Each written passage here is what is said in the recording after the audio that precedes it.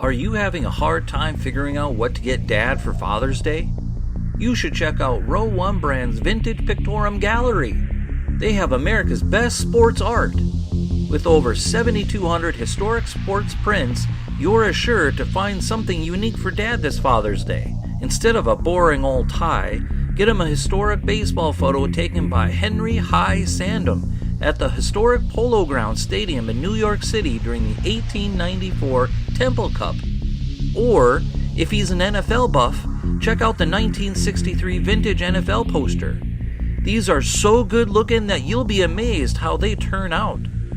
Shop now at sportshistorynetwork.com/row1 and save 15% off your order. The college player draft for the 100th season of the NFL begins tomorrow night at 8 p.m. Eastern. In 1935, Bert Bell used an idea that was first expressed in Thomas Reed's essays on the intellectual powers of man in the 1780s. In his essay, Thomas described that in every chain of reasoning, the evidence of the last conclusion can be no greater than that of the weakest link of the chain, whatever may be the strength of the rest. Welcome to the Football History Dude podcast, where each episode is a journey back in time to learn about the rich history of the NFL. Your host is Arnie Chapman. Football is his passion, and he wants you to come along with him to explore the yesteryear of the gridiron. So hop on board his DeLorean, and let's get this baby up to 88 miles per hour. Great Scott! This time as we step off our DeLorean, the date is February 8th, 1936, and we are at the Ritz-Carlton Hotel in Philadelphia, Pennsylvania. You see, nowadays, though, 2019, we'd be celebrating the Super Bowl champion. We'd be possibly watching them at the parade. Unfortunately, it seems like a lot of times that's over in New England. But then again, that's kind of the point of the reason for this episode. You see, this didn't happen not back in 1936, February. There was something else going on. And this is the day where the owners would embark on a new journey that would change the landscape of the NFL forever. But what event could that have been? Was it a new championship game? Was it the All-Star game? No. Was it a new team coming into the league? Something with some new pizzazz and gusto? It was not. It was something else.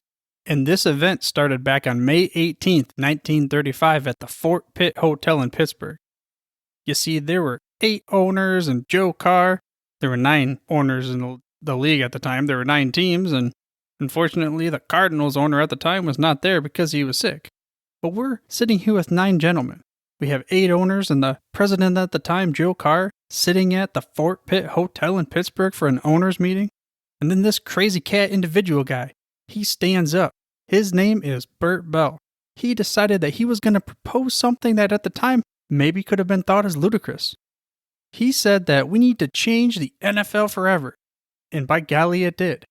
He suggested something that you and I now take for granted. Bert Bell, the owner of the Philadelphia Eagles, and then future owner of the Steelers and the first great commissioner, would propose the first selection of college prospects, which they called back the time, it was the selection of players. But we now call it the NFL draft, the great equalizer and spreading of talent. Now, why did he do this, though? I mean, there's probably a couple reasons, many reasons for that matter. First and foremost, his Eagles, they were not so good for a while. They were normally at the bottom of the barrel. Hard to get more players come into your team when you just keep losing. Not to mention that we've talked about in other episodes covering Bert Bell, that they were losing a lot of money too. And this is during the Depression. So we are just not having a good time here. But also, more for the league, this is important because he said it would create a competitive balance which would be best for the league and all the owners to combined. So, Bell proposed the NFL is only as strong as its weakest link, and he was, for a long time, the weakest link, so he should know. And this is where I say that Bell used the same concept as Thomas Reed's essays back from the 1780s, because he said, it doesn't matter how strong the rest are, it only matters the strength of your weakest link. And again, he should know, because he was at the bottom for quite some time. But those teams that were not at the bottom, we've got the Giants and the Redskins in the East, and the Packers and the Bears in the West. basically they owned the championships. They were always winning. So we've got this, top dog guys up here sitting on the crown, and we've got the rest of them here just trying to grovel at their feet. But then that's not what they wanted. That's not true competition. That's not what gets the fans wondering if that's any given Sunday. So as part of the proposal, the deal was this. It's the draft as you see it today. The worst team gets to pick first in every round, and the best team picks last. President Joe Carr and all the owners agreed. It was a unanimous vote. Yes for competition. Yes for the last guys getting a little bit of a shot. Even though we still want to win. That is the Giants and the Redskins over there in the East and the Packers and the Bears over in the West.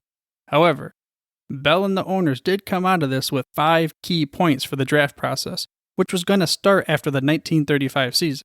The first point, basically this is just like we talked about. You got the inverse order of where they ended up, not this snake draft fantasy football stuff we have nowadays, which I do feel is a little bit more fair, and I think they should consider that in the NFL. However, that's not how it is. You're the first one to pick in the first round, you're the first one to pick in the second round, and so on and so forth. The second point was that any first-year player not chosen or not on this list, well, you're free to sign anywhere, Bob.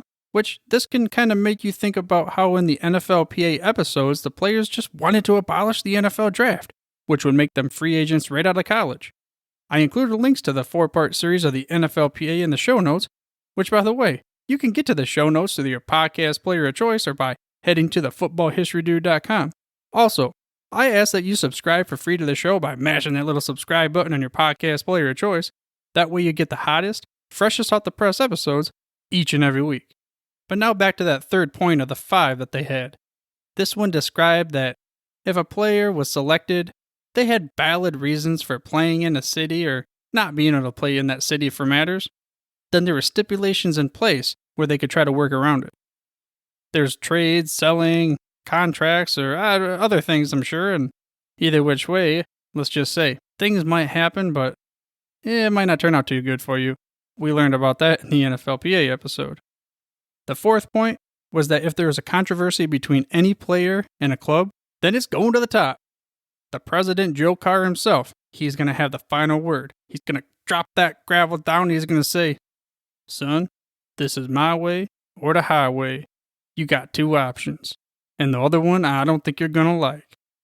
The fifth point is if a player is selected by a club and he refuses to sign, then, we're going to do this whole put you on a reserve list and you're going to be stuck with that club regardless. So if you ever do come back in the league and you want to play, well, you're playing for that club unless they trade your rights away to another team.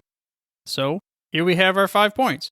The owners are sitting there high and mighty thinking, we got this thing figured out. We're good to go. We like what we're going to do here. And there's a quote that comes from George Halas on the proposal. He said, I thought the proposal was sound. It made sense. Tim Era also approved. He and I had more to lose than any other team. With our support, the proposal was adopted. And here's what Tim Era had to say about it.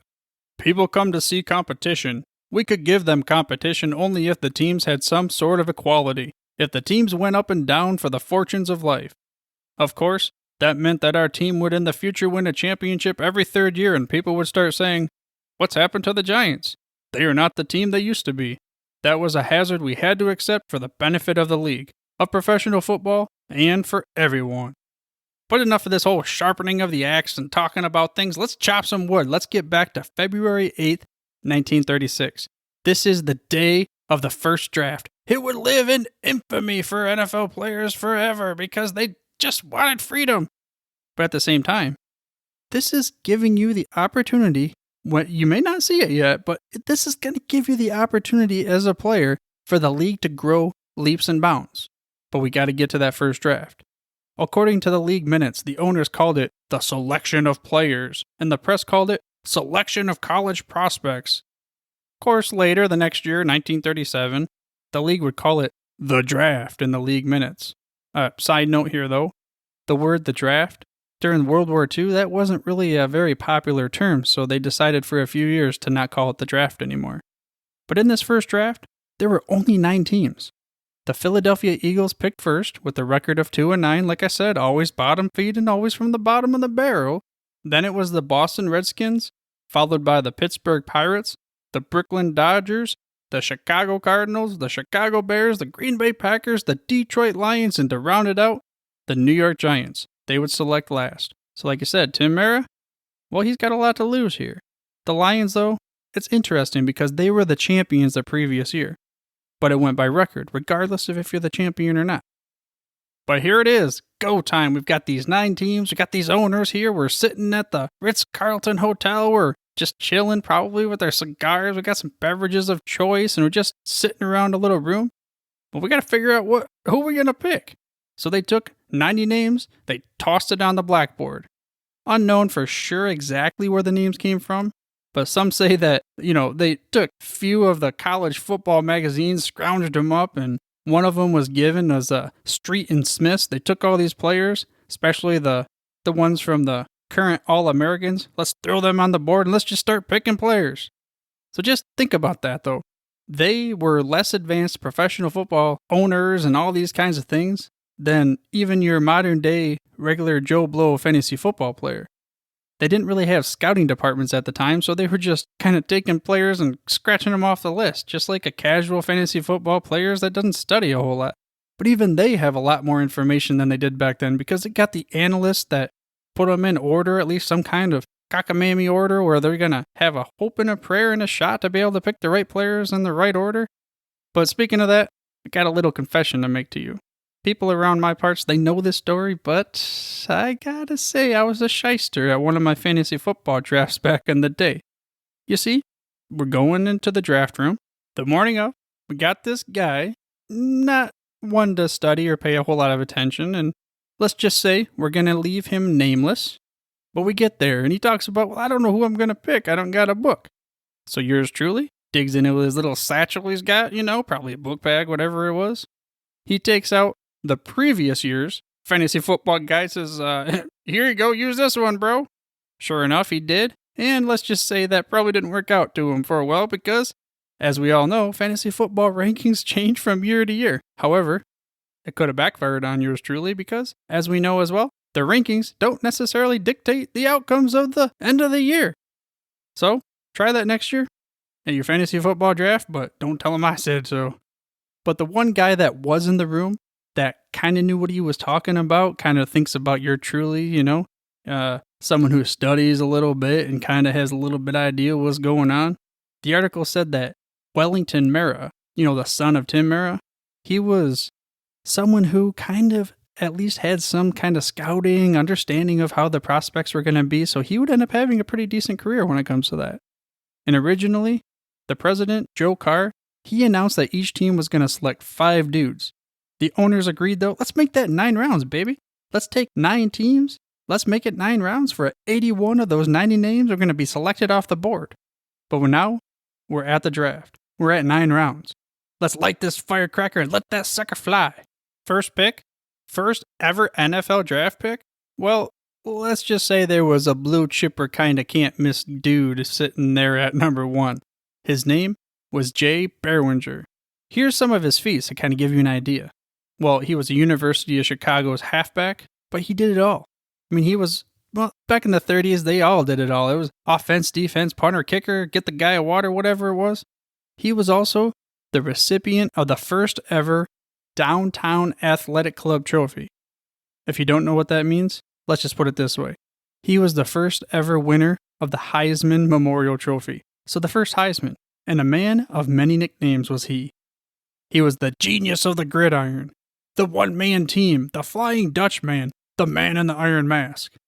That last one was given because he wore a special mask to protect his nose that he broke 2 different times. He was the captain of the team, he was the captain of the track team, he was the senior class president in college, and he was the head of his fraternity, Psi Upsilon. And to top it off, he was the only Heisman recipient that was ever tackled by a future president of the United States. Gerald Ford, that future president, he recalled a game against Berwanger from the 1934 season. He said, "When I tackled Jay in the second quarter, I ended up with a bloody cut, and I still have the scar to prove it." So with this background, this is, like I said, a surefire can't miss number 1 overall player. Just pack the bags and send him off. So of course, Eagles had the first pick. They took Jay Berwanger. and they gave him the honor of being the first ever NFL draft pick, the first draft pick ever in 1936. But that guy over in Chicago, George Halas, man, he had the itch. He's like, you know what? Jay played college ball in my backyard, and I am George Halas, and I have got to have this guy on my team. So what did he do? He offered veteran tackle Art Buss for Berwanger. Berwanger was asking for some ridiculous amount of money. He wanted $1,000 a game, which most guys at the time were only making like $50, so that's a steep price to pay. But Halas, he still got the rights to this guy. And also, the draft would produce 4 future Hall of Famers. Halas drafted 2 of them, but Berwanger was not one of the guys. The first one that Halas drafted was in the first round. He got Joe Steiner, a tackle from West Virginia, and the other he got in the 9th round, Mr. Dan Fortman, who was a guard from Coldgate. Oh, darn, I drafted 2 Hall of Fame linemen in the first ever draft, and look at me, I was complaining about the draft and not being the top guy anymore. But the Redskins, they also had a Hall of Famer. They drafted Wayne Milner in the 8th round. And the last Hall of Famer, Alfonso Tuffy Lemons, was drafted by the Giants. So those 4 Hall of Famers, they were on 3 of the 4 teams we talked about that were always at the top. And another guy that was drafted, probably the most famous guy that got drafted in this first NFL draft ever, was a star from Alabama. His name, you may recall, his name was Paul Bear Bryant, and he was drafted number 31 overall by the Brooklyn Dodgers. But he never played, which was a recurring theme for many of these players back then. But even though he didn't play, he had arguably the greatest impact, maybe a greater impact than all of these other players combined on this list for the game of football. And to understand the state of professional football at the time, only 24 of the 81 players that were drafted actually signed in 1936. Not like nowadays. I mean, you got players breaking down the doors just to get a chance to even be drafted, let alone being drafted. And, well, you got the holdouts and things like that, but hey, they're not going to not play in the NFL if they get drafted. And the first Mr. Irrelevant was Phil Flanagan out of Holy Cross. He was drafted by the Giants as well.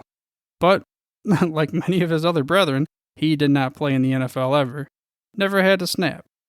And even though many didn't sign, this was still considered a smashing success.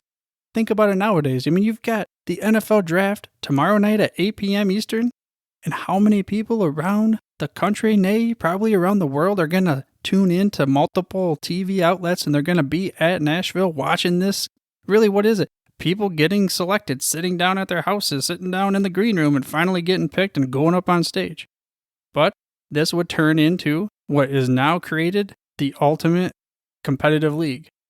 But with that being said, although this inaugural NFL draft in 1936 was a smashing success and transformed the landscape of the offseason for NFL teams forever, it was not without its controversy. For you see, Jay Berwanger, the first overall draft pick, after having his rights traded to Chicago, said this: "I haven't made my mind up yet. I haven't signed with the Bears, but I believe the decision in Philadelphia means the Chicago club has an option on my services if I decide to play pro football." And as crazy as it seems, the first overall drafted player in the NFL draft, and that's not just 1 year, I'm talking the whole kit caboodle shibboleth thing, everything, the entire NFL draft from beginning to the end, never stepped foot on a professional gridiron. So the first NFL draft was an important moment in professional sports history. That's a non-negotiable statement. This week we have a favorite football moment from Brandon, the co-host of the Florida Focus podcast, and it revolves around college football, which ties in pretty nice to this week's episode for college players being drafted into the NFL. And here we go. Take it away, Brandon. Hey, Arnie, the football history dude. This is Brandon. I'm co-host of Florida Focus, a college football podcast. You can find our show at floridafocuspodcast.com. As I sat on the bed in the medical exam room, paper crunching beneath me, staring at the medical wall of the brochures, all I was hoping for was a written excuse for school. You see, several days before, as a freshman at Florida State University in Tallahassee, I attended the Florida State versus Miami game in 2005. The Florida State Seminoles were battling their arch rival, the Miami Hurricanes, and they lost 5 straight games. The Seminoles march out on the field with a freshman quarterback with 83,000 screaming fans wearing their favorite garnet and gold colors. And the rivalry between these schools was never without drama, multiple times my Florida State Seminoles losing by 3 or less points. Florida State is in a tight game. They're leading 10-7 with 2 minutes left. The Miami Hurricanes, the arch rival, has driven down the field, and they're attempting a field goal attempt, which of course is worth 3 points and would have tied the game. I'm thinking to myself as my eyes could barely peek through my fingers, I can't imagine Florida State, my team, having to drive down the field one more time to try and get a score. Imagine in Rocky 1, not 5, 2, or 3, the really bad ones, but in Rocky 1, if Balboa had to go a 16th round with Apollo Creed. I couldn't stomach the thought. So as I watched the attempt go, I realized with great joy that Miami had botched the kick. Miami wasn't able to kick it because it was a bad snap. They scrambled around to try to throw the ball in the end zone, and it fell incomplete. Florida State was able to hang on for the first time in 6 tries. They defeated their arch rival, the Miami Hurricanes. The crowd was going crazy. I was yelling so hard I even blacked out for a few seconds.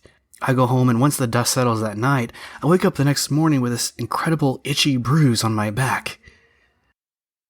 You see, as the nurse practitioner before me in the exam room looked at my blistery skin that crawled around a left rib, she immediately knew I had shingles, an extremely rare condition for a 20-year-old and mostly brought on by extreme stressful situations. So you see, Arnie, my favorite football memory is not in the NFL at all, although many players from that game went on to play in the NFL, but rather my favorite football memory is from the college game, the 2005 Florida State Seminoles versus the Miami Hurricanes. I did end up getting a note to excuse myself from classes, and I was able to show people how much football meant to me because I had a permanent battle scar. Thank you. I hope you enjoyed this week's episode of the Football History Dude and were able to gain some knowledge nuggets about how Bert Bell used the first NFL draft to change the landscape of professional sports forever. If you enjoyed the show, I ask that you subscribe for free by mashing that little subscribe button on your podcast player of choice. That way you get the freshest, hottest out the press episodes each and every week. Now in the upcoming episode, we get to take a look at another major turning point in the growth of the sport, the first televised draft in NFL history. But for now, dudes, I'm through if you're through. Thank you for listening to this episode of the Football History Dude. To make sure you're the first to get the next episode, please subscribe on your podcast player of choice and head on over to thefootballhistorydude.com for the show notes and more information on the history of the NFL. And remember, dudes, where we're going, we don't need roads. We here at the Sports History Network proudly partner with 26 podcasts, all revolving around the history of sports. But did you know that many of our hosts were sports history authors way before they started their shows? It's true. We've got Joe Ziemba, host of When Football Was Football, Joe Zagurski, host of Pro Football in the 1970s, Mark Morthier, host of Yesterday Sports, Tommy Phillips, host of Lombardi Memories, and Scott Adamson, co-host of From the 55-Yard Line. All these authors have many books for you to choose from. To check them out, go to our website at sportshistorynetwork.com/sportshistorybooks. Pick up your copy today. Soundtrack provided by Kevin MacLeod of filmmusic.io.